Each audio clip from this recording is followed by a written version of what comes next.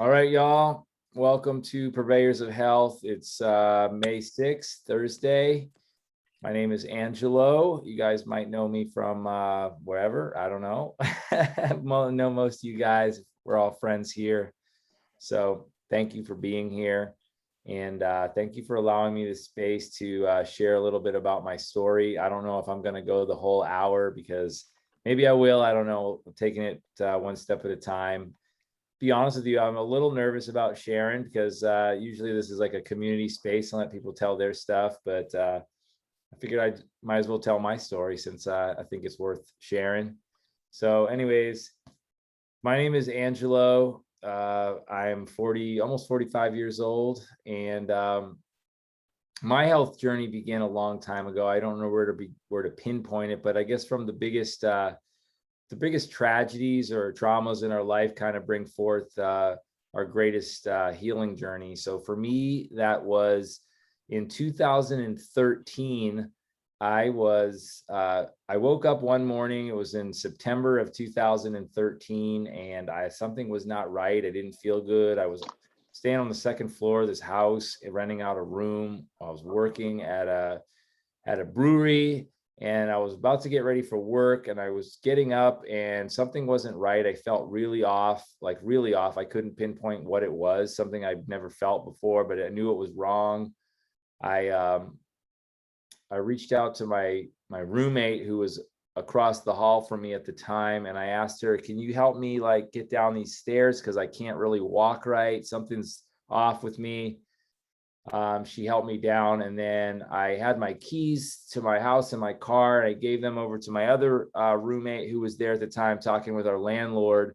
And I said, can you guys take me to the hospital? Like something's going really bad. And they said, sure, no questions. I hopped in the car, started off to the hospital, and within a few minutes, I went into a grand mal seizure. I'd never had a seizure before. I didn't know what was going on. It was like my whole circuitry, the whole motherboard was going out and glitched out, and was in a lot of pain. And I woke up and little bits came back after that, but I woke up in a hospital bed in a neurological unit. And this was in Southern Oregon, in Springfield, Oregon. I was living in Eugene, not far away. And come to find out, they took me to the local hospital. They couldn't see me because of the nature of what I was going through. I guess they put me under some medication to stop me from seizing because I was seizing pretty hard. And when I woke up in the second hospital, I guess they took me by ambulance to another hospital. I remember none of this. This is just what I was told. And the next thing I knew, I was waking up from surgery. I had a CAT scan that revealed that I had a dark spot on my brain, a pretty sizable, like 2 golf ball size dark spot. And they knew it was some kind of a tumor or something. And they performed a exploratory biopsy on my left parietal lobe in my brain, part of my frontal lobe. And when I woke up, I had staples all along the side of my head where they opened me up, and they had put in a plate and told me that they found that I had a brain tumor, and that it was pretty significant in size, and that they didn't really have much information, but they took a piece of the tumor out and they sent it off to have it studied to find out, exactly what kind of tumor I had. Now, looking back in retrospect, I don't remember consenting to having the surgery, but it happened. My brother was there at the time. He was called down. He probably showed up pretty immediately. He's the only family I had at the time around me. And I was really out of it, really, drugged up with, I don't know what I was on. They put me on something, and little bits and pieces came back. It was like, it's hard to recall what happened because, everything just, like I said, just kind of glitched out. And some days went by, coming to terms with the fact that someone tell you have a brain tumor and it's, too large to operate. They don't know anything else to tell you. And I kept having like little seizures, but I was very medicated on what I'm guessing is like benzodiazepines and some other, drugs. I don't know what it was, anti-epileptic medications. And From that point, everything changed. I was smoking cigarettes at the time and drinking beer because I worked in the beer world. I just been through a divorce right before that, the beginning of that summer when I was living in Eugene. So everything was kind of happening really quickly, and things were starting to turn around for me in my life right before that all happened. I was back on my own again. I was working. I was liking my job. Everything seemed to be going good. I was in a new place in Oregon that I really loved, and just everything seemed to change. And it was September, and things seemed to happen really quickly from that point moving forward. Before I knew it, it was winter, and I moved in with a friend of mine who let me stay with him, rent out a room in his house. I remember it was a very harsh winter for what we get up here. We had lots of snow, very cold, and it was a very, very tough, difficult time. The seizures kept going, even though I was on a lot of medications. I was very, very freaked out by having seizures all the time. The seizures wouldn't stop, and I would have really high anxiety. So I was placed on more benzodiazepines, and I was really apprehensive because I knew about these drugs. They can really become habit forming, and you grow tolerances for them, and it gets worse and worse as time goes on. So I started off just taking like a 0.5 milligram of Klonopin, and still the seizures weren't stopping. I tried all these different things. I started juicing. I started, and before that, I was juicing before that, but I went really all in on juicing. I tried to embrace a ketogenic diet because I heard that having ketones as energy instead of carbs would reduce epilepsy, and it did. But I lost a lot of weight really fast, and I went into ketoacidosis, which is like a liver failure. And I tried walking a lot throughout those times. I really had nothing going on. I was very depressed, suicidal. I was very frustrated with the neurologists I was talking to. I talked to one neurologist after another. I didn't have medical insurance either, so I was like going into deep debt, spent all of my life savings, and really like didn't have any family nearby. My brother lived nearby, but we weren't very close. So I felt a lot of this, I was going through it alone, and I was really lost.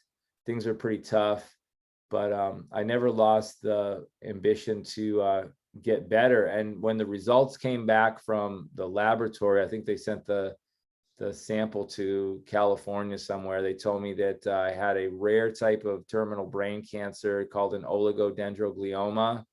They said, well, it's not the worst kind because it's slow growing. So, you probably you could live like 15 years with this if you take good care of yourself and you go through all the protocols. You're probably going to need to get radiation and chemo at some point, but we'll just kind of monitor it. And so I was I was in Washington State at that time. Just across the river from Portland is Washington, so it's like right on the river. So I knew I didn't want to be in that hospital system anymore. I felt like the care was really poor. I went to see another neurologist. She pretty much told me that it was my fault, that I got this because of my life choices. And, I felt terrible. I was very suicidal and angry and depressed. And the doctors told me that, basically, we don't know, we can't do anything for you except give you drugs and, keep medicating you and, keep monitoring it. And at some point I was going to need to get radiation and chemo.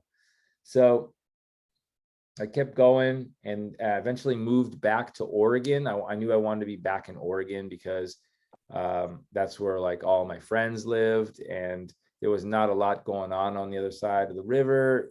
There was no like public transit over there. It was kind of more rural. So I was back in Portland, and I don't remember a lot of things, except I remember a lot of emotions and feelings of where I was going through at that time. And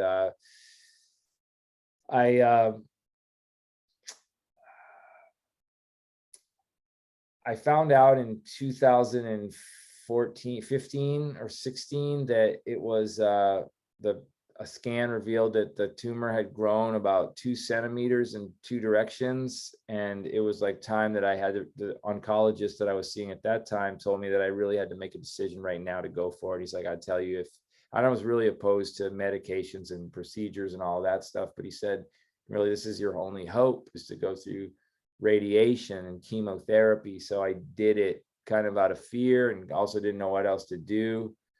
And so I went in and I did a month of radiation to my brain every day of the month except for the weekends. And I think it was Labor Day, I didn't do it, but every other day I was in there getting zapped. All my hair fell out. They told me my hair was not going to grow back where I received the radiation, because the tumor was close to the skull, and it probably was just going to burn all the follicles out. So I was going to be bald right here. So I had no hair for about a year. I was like started to shave my head because I was like, it looked really weird just having like a missing big patch of hair right there, and one on this side too, where they kind of shot it in from two sides to get the tumor. The radiation and chemotherapy, the chemotherapy really messed up my stomach. It made me like have severe like gut issues. It basically wiped out my gut biome, because these pills are like very expensive. A 30-day supply of these chemotherapy pills. They can't give you the intravenous chemo, because if it's in your brain, it won't pass the blood-brain barrier. So you have to eat it. So I was eating temozolomide or Temodar, and I was severely sick. I was on another drug to help with the sickness, and the sickness drug caused severe constipation and like problems with my kidneys and my liver. And also, when I was getting regular MRIs, they would inject me with gadolinium as a contrast, which is a heavy metal, and that was starting to severely impact my kidneys as well.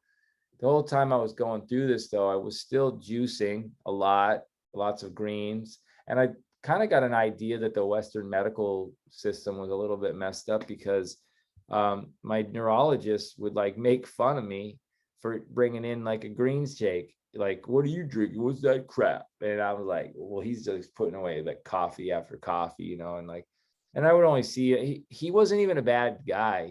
That was normal, I guess, for them. And I see all these sick people around me all the time. So I never want to go to the hospital, but I was in and out of the emergency room all the time because I was having grand mal seizures. So none of the stuff they were doing was working, but when I went through radiation, I was like very strong-willed.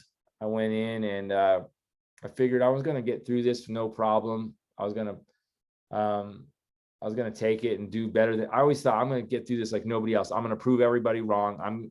If I told these doctors, like, if you help me get into some kind of a medical trial or do something that's experimental, I'll do it. Like, I'll do whatever it takes. And they would be like, yeah, it has to keep getting worse though for that to happen. Like, you have to be dying on your last legs. I'm like, okay. So on and on it went, more and more prescriptions. And I was on about 10 different anti-seizure medications. I was on Klonopin and Ativan, which are benzodiazepines. And I was just a wreck. I was like a zombie basically all the time. So, times came and went where I felt hopeless. And a few times I started drinking again and mixing the drink with the pills. I was like blacking out. I got into a lot of trouble with my health, and I fell down some stairs. I actually fell through a coffee table one point. All this stuff happened. And I was like, okay, I got to make a decision. Like, I've got to really go all in with everything. But after the radiation, I couldn't get out of bed for about 2 months straight. And I didn't have any family. My mom had moved to Portland that year that I went to the radiation. She retired and moved out. She was on the East Coast. She moved out to the West Coast. And one day she came knocking on my door. I lived in a basement apartment because I couldn't afford the rent. Rent here is really expensive in Portland. I like squandered all my money. I was on like Medicare and disability, but I wasn't, you can't live on disability in Portland, Oregon. Like, rent's like for a 1-bedroom apartment or even a studio is like $1,000 at least.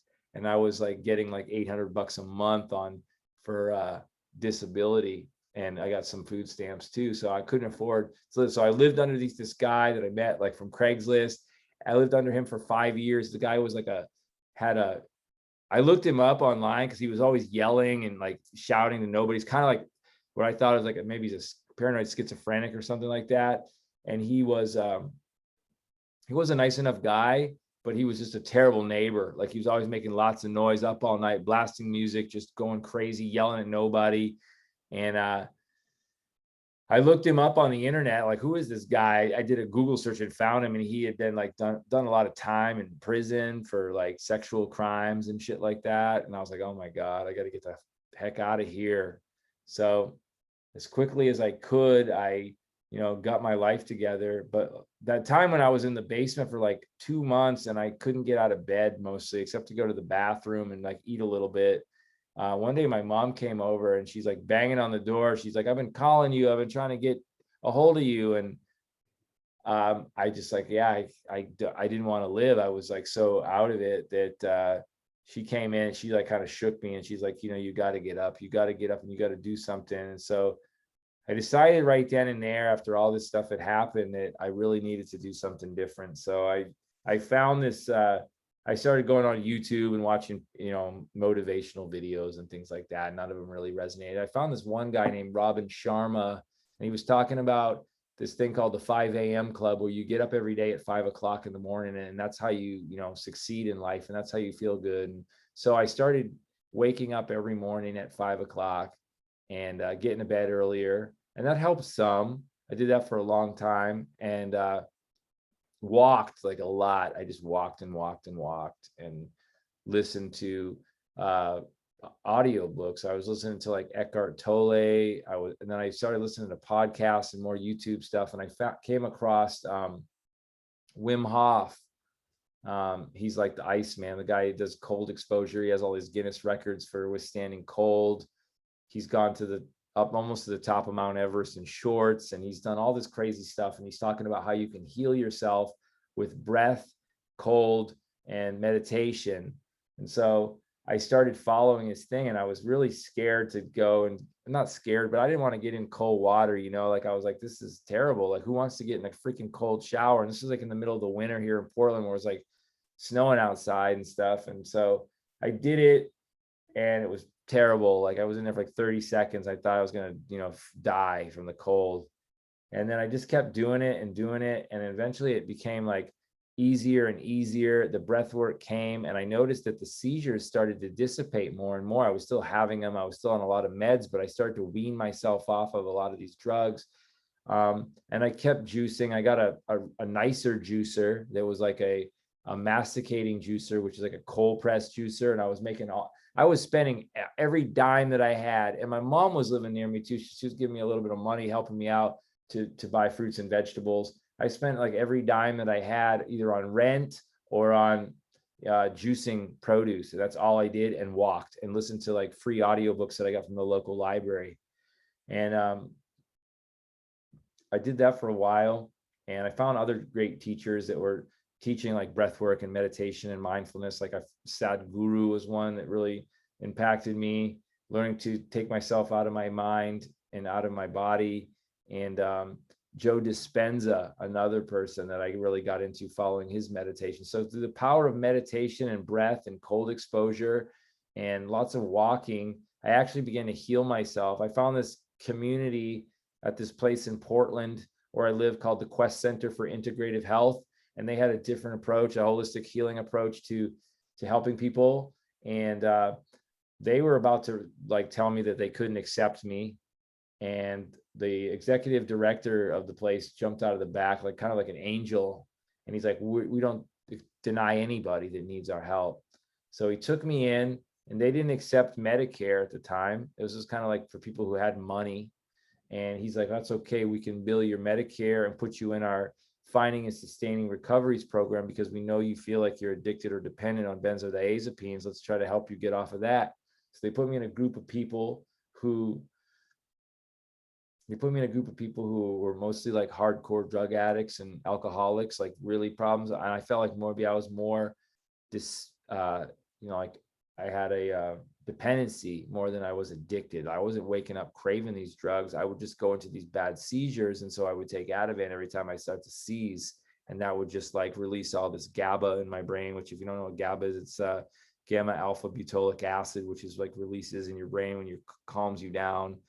And when you start tinkering with that through taking benzos on a regular basis, and I have some friends in here that have gone through their own journey getting off of benzos, that your body starts to go into severe withdrawals. And that was the case for me. I was having panic attacks and anxiety attacks, and my I found a great acupuncturist, and he was giving me acupuncture on a regular basis at the health center at Quest Center.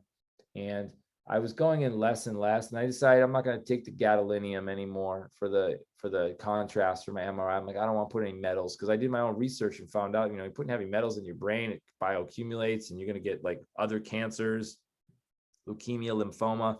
These are all like Belgian studies that I found. And so I slowly but surely every year would just get a little bit better and a little bit better. And then there was points where you'd fall back and things would get really hard again. And it was like I was still working at a local beer store, because that was kind of my only thing I knew how to do, was to like talk about beer. And I knew I have a lot of knowledge in beer and fermentation, but it wasn't a passion of mine anymore. I had like no purpose for a long time. And then it was, I want to say, my brain started to heal, but my gut was really messed up. So I went 100% organic about 3 years ago, and I was just juicing like crazy. And then I started fasting as well, doing intermittent fasting. And I did like a couple 24, 36-hour water fasts, and went on a couple trips to South America to find healing. I found a shaman in Ecuador that did some really crazy to me at the time, and still seems crazy, energy healing, where there was like involved like eggs and candles and like incantations. This guy speaking in Quechua and Spanish and calling out the mountains around us. And they sacrificed like a South American guinea pig at the time, before I went to see him, to find out what was wrong with me, this little lady. And she showed all the parts of this animal that were diseased, that it's allegedly took on the energy of me when they rubbed it all over your body, and it dies in the process of them like rubbing it all over you. And they pretty much nailed all of the things in my body that was affected, my kidneys, my intestines. And when she got to the brain of this animal, she just kind of jumped back and said a whole bunch of stuff. And basically it translated to there was like a curse on me and my brain. And it's like, well, yeah, no shit, right? Like, I know that. So after I went through that first, they wanted to do 2 rounds with this shaman. It was a man way out in the like woods and in a little concrete hut that he lived in with his family in his one room.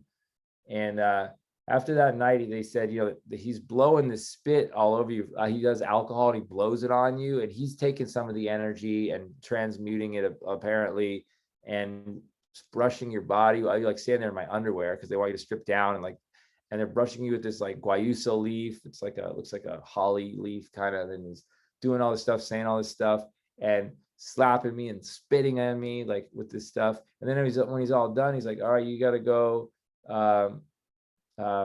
The translation that I was told was, put clean clothes on, but don't shower, and get into a clean bed, all covered in like his spit and all this stuff, and sleep for 24 hours and then wait 24 hours. And he put like a carnation on a string around my neck, said, don't touch anybody's hands for like 3 days, and wait 24 hours and take a hot shower and get it all off you. I was so sick for like a week. Like, I mean, obviously, like, looking at it maybe from a science perspective, I was like, I got food poisoning or something from like him spitting on me or doing all this stuff, or eating like foods. This was like a really primitive part of Ecuador that I was in too. So I might not have been used to all the fruits and stuff that I was eating. That was, those flies all everywhere. The bathrooms has like primitive plumbing. And so you're not even flushing your toilet paper down the toilet because it would ruin. So he's like, there's like shit everywhere. There's like flies. It's like, no wonder I got sick. It made sense. But at the same time, I was like in a bed for like a week, and I couldn't get out of this bed because I had like such stomach problems. I was like shitting the bed like every day. Like I would like pass out and wake up in my own shit like every day. I was like over and over again. And then after a week, I finally had some energy. I was on an IV for like 3 days. This local doctor who's like, I was paying him in cash, was like giving me this help. And this lady who was like studying to become a nurse was like helping me just out of the kindness of her own heart, right? And they were like, we're going to send you back to America because you're not feeling well. And this, and I'm like, I don't want to go back. I still have one more, appointment with this shaman to go have this shit happen all over again. So I went through it again. I'm not going to go into great detail, but a lot of like very spiritual things happened to me, a lot of energetic things, and a lot of beyond words things. Like it seemed like it was like hard to explain things happen. Like I saw things happen that shouldn't have been real, and I was not hallucinating. At least I didn't think I was, but now I come to find out that everything we know in our life is pretty much our own imagination. We're creating this own reality for ourselves. But I went through the second time, I had no problem. I started to get better. And I got off a lot of these medications after doing it. Like I was off of Ativan for 5 days during the sickness because my body had nothing in it. It was just water and fluids that I was on. And after that was all over, I actually did not want to come back to America. I wanted to stay there. I wanted to live there. But my time was up. Like I had to come back. And so I came back, and then the next year I went to, it was later that year, I went to Italy to go visit my cousin who was dying from stomach cancer. And he was like on a, I don't know if it's called a colostomy bag, but it's like, yeah, I think that's what it was. And he was very sick. And I went to see him, and that was a really life-changing experience for me, watching my cousin die in front of me. And he died right after I left. And reconnecting with like my ancestry, where my grandfather's born. I went to see the house where he was born in this little community in Italy. And it was like brought to tears because it was very powerful learning your roots and your life and all that. And it was a pretty amazing experience. And then I came back, and last year, and this was like a year after that, I went to Colombia, and I went to go down to see Dr. Joe Dispenza live in Bogota. And then I traveled around the countryside, and I was going to go on a plant medicine journey. And I did some, but I never did the ayahuasca. I just didn't have a good feeling about the people that I was with that wanted to do it. But I went out into the forest, in the hills of Colombia, and really connected to the land there. And I felt like a lot of healing happened for me there. Then I went back to visit my father in Maine, and just kind of connecting with him some more because we weren't never very close. And right after that all happened, I started feeling good. I moved out of that basement. Things just broke. I found the place where I'm living now. And then I somehow got into Purium. I started doing Purium. I had a friend that I've been talking to that I met online, and she was convincing me to try it. And finally I said, I'll try it. And as soon as I started doing Purium, the whole lockdown thing happened. And so I was like, well, this is divine timing for me because I'm going to be at home all the time. This is going to give me something to do. I'm here. I didn't know what was going on with this pandemic thing. I thought at first that it was real and that it was like everybody's going to be dead in the streets and all this stuff. And then lo and behold, we are now a year later, and I haven't had a seizure like of any significance in like a year. Probably was like December of 2019 was the last time I had any major size seizure. I'm off all those drugs except for one medication for epilepsy that I'm on a very lowest dose of it. Yeah, I've never felt better in my life right now. And I'm actually out to help people get their health together. And I've seen people with all kinds of health issues. Like, you think you can come back from like a terminal brain tumor? Well, it's possible. Like, and the radiation and chemotherapy didn't do anything. Like, I was still sick after I went through all that. And in fact, worse, it didn't change anything. It wasn't until I took my health into my own hands and kind of turned my life over to God that I started to heal. And the journey's been beautiful. I've found new friends along the way, and new friends come and old friends go. And, just here today, most of you guys, probably all of you guys, I didn't even know a year ago or even a few months ago. So that's kind of it in a nutshell. I mean, I just kind of blew through all of that, but that's like my health journey, you know, in a way. There's other journeys I've been on. I've had other illnesses and sicknesses in my life. I was very malnourished as a kid and been through some abuse and stuff like that. But all in all, it's been a great life. And now I know that it's my duty to kind of to definitely step up and be a leader and to purvey health. And that's why I started this group. When I started Purium, it wasn't like a vehicle to get people to come in and sign up to do Purium. And I also kind of felt like maybe I'm trying to sell stuff to people because I'm doing Purium, that like they think I'm going to try to sell them products, but really it wasn't just Purium. Purium was the way of optimizing my nutrition because all the food is organic and there's no garbage involved in it. So it's something I could stand behind and create another pillar of my health, which was, you know, having financial abundance, because we live in a world right now where money's a reality, even though we don't want it. I don't never wanted to deal with it. I would bounce around from one spot to the next, just make enough money to get like your next bag of weed or, you know, your next drink or your next meal or whatever it was when I was younger, just trying to escape from life and and party. You know, what does party mean? And party's like, oh, let's get fucked up, you know, but now life is a party, man. And every day is a blessing. And, you know, I keep my gratitude journal every day. I fall off my path a lot. Not a lot, but like at times. And I think it's important for all of us in our stories to share our stories every day, because everybody has an amazing story to share. It doesn't have to be a brain tumor. That's just my story. I mean, I've had other traumas too. Trauma usually manifests itself somewhere in the body, you know, or chronic inflammation. I wasn't eating genetically modified and processed foods, even though I was a vegan for 18 years.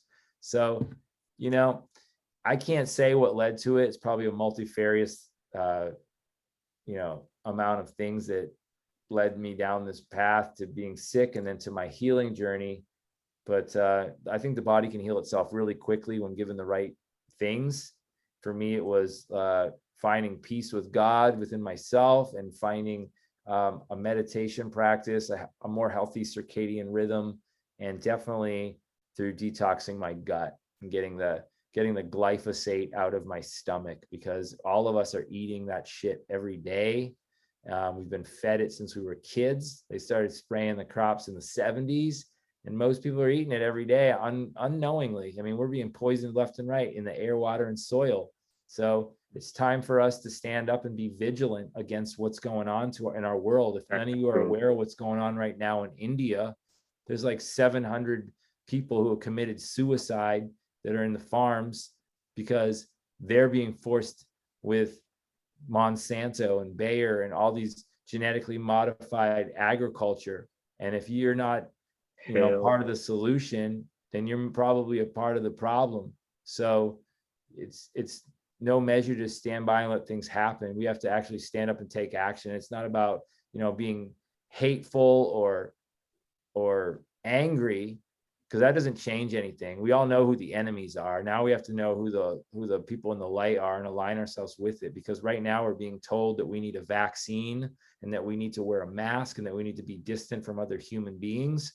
And if you want to believe that, go ahead. But I'm here to tell you that that's not true. At least that's not my truth. And fear, you can either decide to live your life coming from a place of fear, or you can live your life coming from a place of love. And love is what heals the body. And being in joy every day. What brings you joy in your life? Figure that out. Figure out what your highest purpose is. And for me, that's when my healing began, is when I started to embrace life, when I started to turn all those little corners. And then eventually one day you wake up and you're like, man, this is exactly what I've always prayed for. And now I still want more. I want to help people now to get their health together, but you can't change somebody else. They've got to want to change for themselves. So if any of you guys are having health issues or emotional issues, mental issues, man, just, you know, be determined, keep gratitude in your heart. And when you help other people, that's the greatest medicine to helping yourself. So that's my journey for now. I'm going to leave it at that. And that's my story. But I thank you for listening to me. It's very cathartic to get to share, even though I shared this story a lot. Thank you for being here and witnessing it, because it's real. Like I'm a living miracle. I feel like I am. And I'm just grateful to God for my life. So hallelujah. Thank you. Thank you for sharing, Angelo. I got very emotional, but it's been a joy. It's been a blessing that I came upon your page, and now I am using your product. And if I'm not mistaken, I think it is 444 right now. Is it? Oh, chicken. It's almost 444. There you go. Angel numbers, 4 man. years young. Big hug. Thank you. Thanks, CC. Yeah, Angel, that was an awesome story, man. Thanks. I understand how you feel. I understand Thank you, how guys. you feel. There we go. 444 straight up. Yeah. So yeah, that's it really. I don't need to keep you guys any longer unless you guys want to share anything you want to share, or you have anything you want to ask me, that's fine. I'm here to hold space for the group. I've been so lucky that I've manifested all of you into my life. Even the people that I don't know very well yet, like Hector, I haven't really gotten to sit down with you too much, man, or Bisma, or Brinton, but most of you guys here I've actually had a pretty good exchange with at some point, and I'm so grateful for all of you, and I look forward to getting to know all of you even more as time moves forward. Yeah, there's such an amazing community of people out there that we don't even realize exists. If we watch TV all day, you're thinking that this world is just completely screwed and we're lost, but there is another story out there that isn't on your television and in your newspapers or in your Facebook. You know, there's the reality of people like us that are, you know, educated, enlightened, and full of love. They just want to make this world a better place, man. And we do. That's how we heal ourselves. This is how we heal the world, man. So that's that.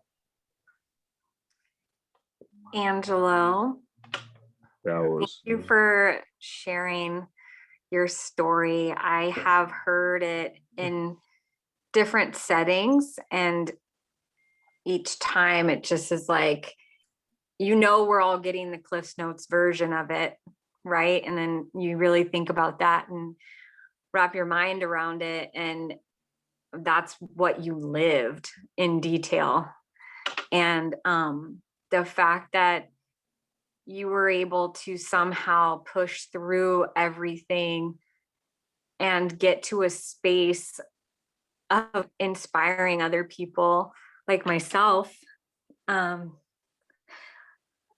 to remember to be so grateful for what we do have, and that we all have something to share with the world, and we can all inspire people to get healthier. And you know, I've taken my health for granted many times, and even when I thought I was healthy, I wasn't. And you always remind me to like keep that in check, and I appreciate that, and I appreciate you, and I'm so grateful that you turn things around, and you're here today sharing with all of us, and continue to do so. So thank you. I love you.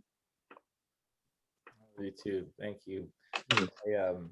Other thing is, like, you have to meet a person where they're at, though. And I talk to people and they tell me that, well, they can't eat organic food, or they can't do this or that. They can't because they can't afford it. And I'm like, what's your life worth to you, man? It doesn't have to be Purium, but like, what's your life worth to you? Like, you're not worth it. What is that saying? You are worth it. Like, you do everything. Do everything you can do to live, and not just live, but to thrive, you know? Like, it's not just about getting up and being alive every day. It's about waking up every day and having a kick-ass day, and you know, making life amazing every day. Even if it seems like every day is the same, it's not. Every day has its own like special something, some story in that day that's not like any other day. And you know, some days it seem like they suck because one bad thing happened, or some days seem like they're great because one great thing happened. But in reality, it's like, it's moment to moment. Everything is like, it's just a miracle of being alive, man. That's it. I mean, it sounds cliche, but it's true. Like, Anybody hears, I know all you guys here have a story like that. You went through a time in your life when things were terrible and you probably thought about giving up. That's normal. That's normal. It's not normal if you haven't felt that way. If you're like, my life's been perfectly great all the time and everything ever went wrong. That's, no one's been that way. You know, everybody's been through something that's just been like, man, I don't know if I'm going to live. You lost somebody, you know, or someone left you, or someone you were close to, you know, died, or whatever it was. You lost your health, or you lost money and you thought that was the end of your life, your home. As long as you still got yourself, man, you're still alive, and that's all that really matters. So that's my takeaway, because now I feel like if everybody in my life left me, then I would still be okay. It wouldn't hope that never happens, but like, if you got to be strong within yourself, you know, because the only thing that's a constant is you. And yeah, I tell you all my other nuance about my life, but for another time, maybe for more personal, I talk to you guys individually. But yeah.